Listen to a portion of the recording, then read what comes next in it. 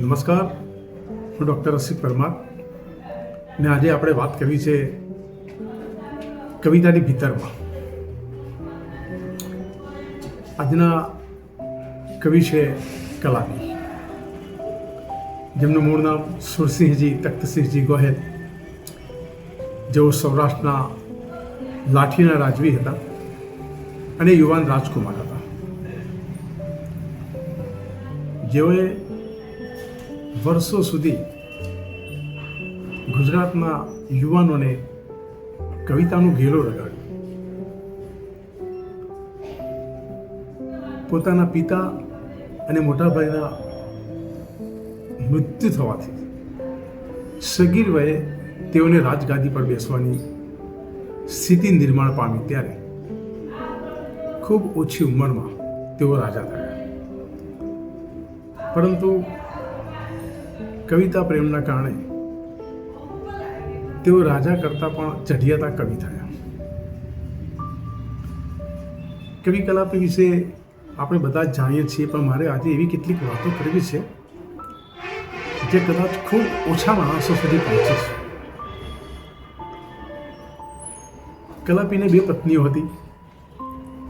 એમાં એક હતા રમાબા ઉર્ફે રાજબા, જે કચ્છના રોહાના રાજકુમારી હતા, અને તેઓના બીજા પત્ની હતા કેશરબા ઉર્ફે આનંદીબા, જેઓ સૌરાષ્ટ્રના કોટડા સાંગાણીના રાજકુમારી હતા. અને એમના જીવનમાં એક ત્રીજું મહત્વનું પાત્ર, એમના પ્રથમ પત્ની રમાબાની સાથે આવેલી એમની એક ઓછી ઉંમરની સખી અને દાસી, જેનું નામ છે મોઘી ઉર્ફે શોભના. આ મોઘી પ્રત્યેનો કવિ કલાપીનો વાત્સલ્ય ભાવ મિત્રતામાં અને અંતે એના પ્રત્યેની ગાઢ પ્રીતિમાં પરિણમ્યો અને તેઓના સાંસારિક જીવનમાં ખળભળાટ મચી ગયો. હવે કવિ કલાપી મોગીના પ્રેમમાં એટલા ગળાબૂડ હતા કે એમનો પ્રેમ એટલો મુખર રીતે રજૂ થવા માંડ્યો કે એ પોતાની જાત પરનો સંયમ ગુમાવી બેઠા અને એમનો મોગી પ્રત્યેનો પ્રેમ એકદમ અન્ય લોકો સુધી પણ પહોંચી ગયો, જે રાજબા માટે અસહ્ય હતું.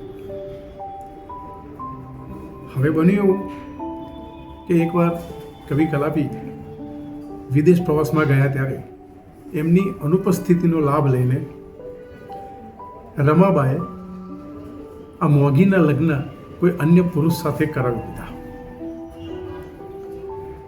કવિ જ્યારે વિદેશથી પાછા આવ્યા અને મોગીના લગ્ન અંગેના આઘાતજનક સમાચાર જાણ્યા ત્યારે તેઓના હૃદય પર વીજળી પડી.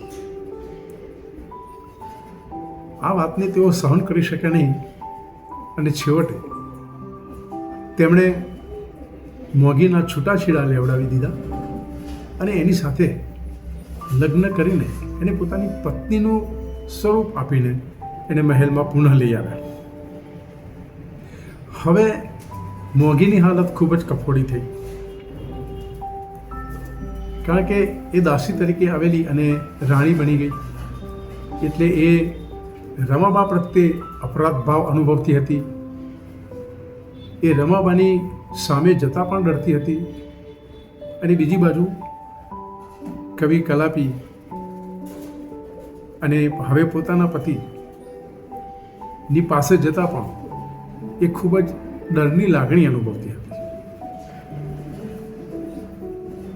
આ સંજોગોમાં કવિ કલાપીએ જે કંઈ કાવ્ય રચનાઓ કરી છે, એ કાવ્ય રચનાઓમાં મોગી પ્રત્યેના પ્રેમની અને સંવેદનાની વાતો આપણને જાણવા મળે છે.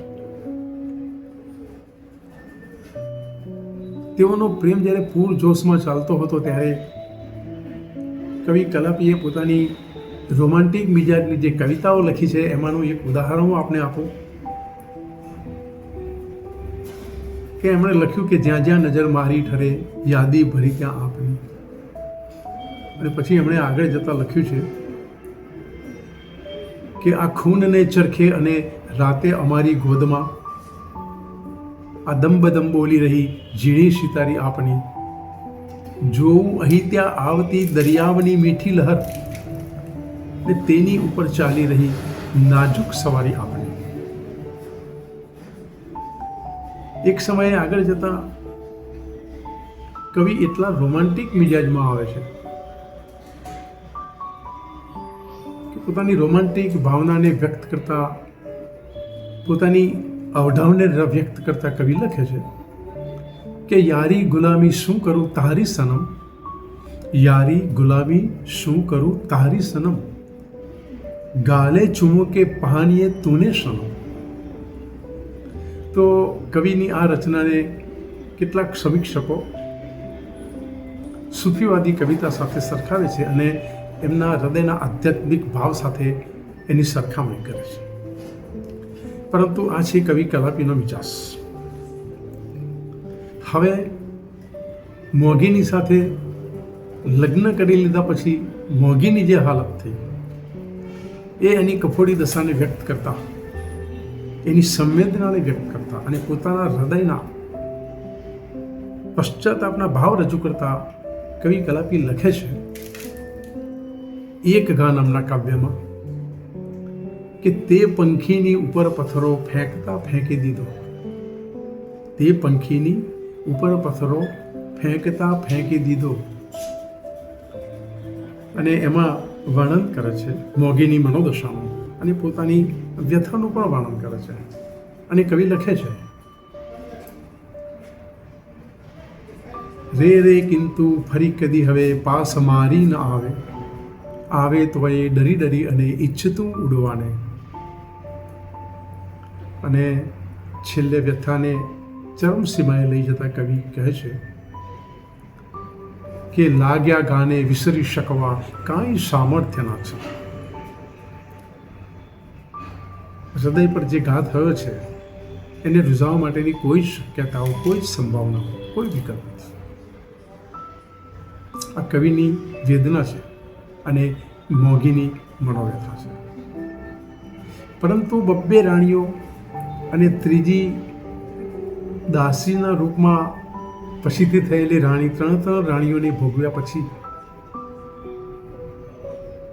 કવિ કલાપી જાણે કે એમને જીવનનું એક અંતિમ સત્ય લાદતું હોય એવી રીતે હૃદયના ઉદ્ગાર કાઢતા લખે છે કે રે આશામાં મધુર સુખ, રે આશામાં મધુર સુખ, તે તૃપ્તિમાં કેમ છે ના, રે તોય સૌ હૃદય ધરતા તૃપ્તિની કેમ આશા. એટલે કે કોઈ પણ વસ્તુ પ્રાપ્ત કરવા માટેની જે આશા રાખીએ છીએ અને આશા રાખવામાં જે સુખ મળે છે એ સુખ એને ભોગવવામાં કેમ નથી મળતું. અને આ પ્રશ્ન એ કવિને વૈરાગ્યના માર્ગ તરફ અભિમુખ કરતો હોય એવી આપણને અનુભૂતિ થાય છે. રુજુ અને સંવેદનશીલ પ્રકૃતિના આ કવિ રાજધર્મ અને રાજસત્તામાં પોતાની જાતને ગોઠવી શક્યા નહીં. એટલે રમાબા સાથેની રાજકીય ખટપટો અને બીજી બાજુ મોગીનો કાવ્ય પ્રેમ, કલાપીની કવિતાઓમાં રુચિ, એનું રૂપ, સૌંદર્ય, એનું ભોળપણ અને એનું બુદ્ધિ ચાતુર્ય કવિ કલાપીના દિલો દિમાગ ઉપર છવાતું ગયું. અને એકવાર કલાપી પોતે રાજગાદી છોડવાનું વિચારી રહ્યા હતા ત્યારે એવા સંજોગોમાં, એટલે કે 56 કાળમાં કવિનું આકસ્મિક અવસાન થઈ ગયું.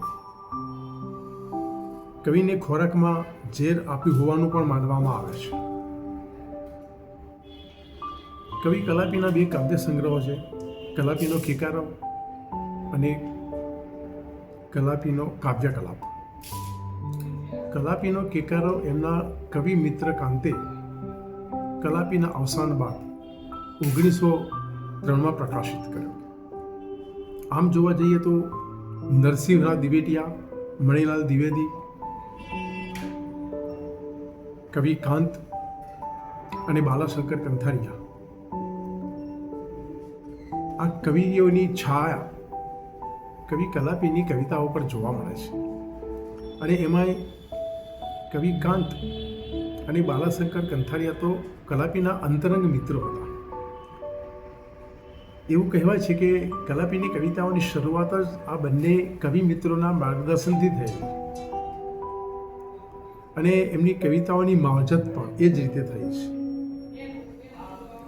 તદુપરાંત કવિ કલાપી વિદેશમાં ભણેલા એટલે પશ્ચિમના કવિઓ વર્ડ્સવર્થ, શેલી અને કિટ્સ જેવા કવિઓની રોમાન્ટિક અસર પણ કવિ કલાપીની કવિતાઓમાં જોવા મળે છે. એ પોતે રાજવી પણ હતા, એટલે એક માન્યતા એવી પણ છે કે એમના મિત્ર બાલાશંકર કંથારિયાની કેટલીક રચનાઓ કલાપીના નામે પણ ચઢાવી દેવામાં આવી છે, એવું પણ કહેવાય છે. પરંતુ જે હોય તે, કવિ કલાપીએ ખંડકાવ્યો, ઉર્મી કાવ્યો, ગઝલ અને પ્રવાસ વર્ણનો આપ્યા છે. સુરસિંહજી ગોહિલ નામનું એક દીર્ઘ કાવ્ય પણ આપ્યું છે. અને તેઓની કવિતાઓમાં એક હૃદયની સચ્ચાઈનો રણકો, ઉર્મિલતા, સંઘર્ષ,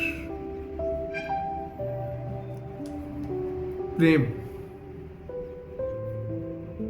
અને પ્રાયશ્ચિત જેવા ભાવો જોવા મળે છે. આ કવિએ એક રાજવી હોવાની સાથે સાથે ગુજરાતી યુવાનોના હૈયાઓ પર ઘણા લાંબા સમય સુધી રાજ કર્યું છે.